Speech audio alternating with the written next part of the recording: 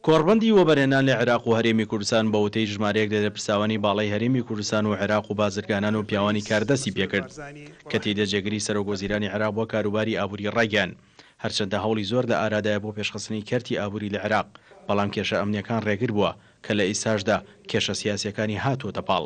هەر لەو کۆڕبەندەدا سەرۆکی ژووری بازرگانیەکانی وڵاتی عەرەبی خۆشحاڵی خۆی دەربڕی کە ئەو کۆڕبەندە لە هەرێمی کوردستان بەڕێوە دەچێت چونکە هەرێمی کوردستان لە بواری وەبەرهێنان توانێتی هەنگاوی باش بنێت. فنحن سعداء يعني بهذه النتيجة. ئێمە خۆشحاڵین بەوەی کە دەبینین لەلایەن بازرگانان و پیاوانی کار و پێشوازی گەورە لەو کۆڕبەندە کراوە.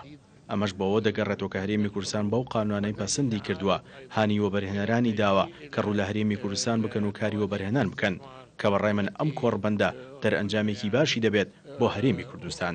بازرگانان و پیاوانی کاری ئامادەبووی ئەو کۆڕبەندەش ئاماژە بەوە دەکەن ڕێخستنی ئەو کۆڕبەندە لە هەرێمی کوردستان دەرفەتێکی باش دەبێت بۆ لە یەکنزیبوونەوەی سەرمایەدارانی وڵاتانی عەرەبی و هەرێمی کوردستان هاوکات هەنگاوێکشە بۆ زۆربوونی دەرفەتی کار لە هەرێمی کوردستان. گرنگی ئەو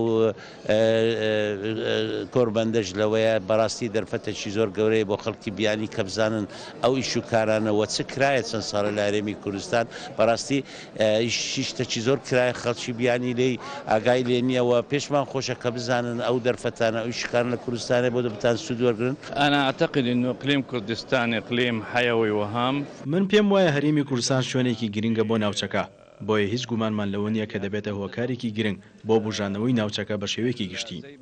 هەروەک هەرێمی کوردستان دووچاری سەرسوڕمانی کردین کە توانین لە ماوەیەکی کووردا ژێرخانی ئابووری خۆی پێش بخات. کۆڕبەندی وەبەرهێنان لە عێراق و هەرێمی کوردستان بە بەشداری 22 وڵاتی عەرەبی و 200 کۆمپانیا و 150 کەسایەتی وڵاتانی عەرەبی بەڕێوە دەچێت کە ئاماژ لە زیاتر ڕاکێشانی کۆمپانیەکانی وڵاتانی عەرەبیە بۆ ئەوەی وەبەرهێنان لە هەرێمی کوردستان بکەن.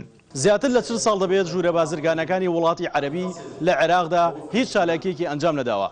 بەڵام بەهۆی کرانەوەی هەرێمی کوردستان بەڕووی وڵاتانی دەرەوە بۆتەوە هۆکارێک کە ئەو کۆنگرەیە لە هەرێمی کوردستان بەڕێوە بچێت. سیروان حوسێن، کورسات نیوز، هەولێر.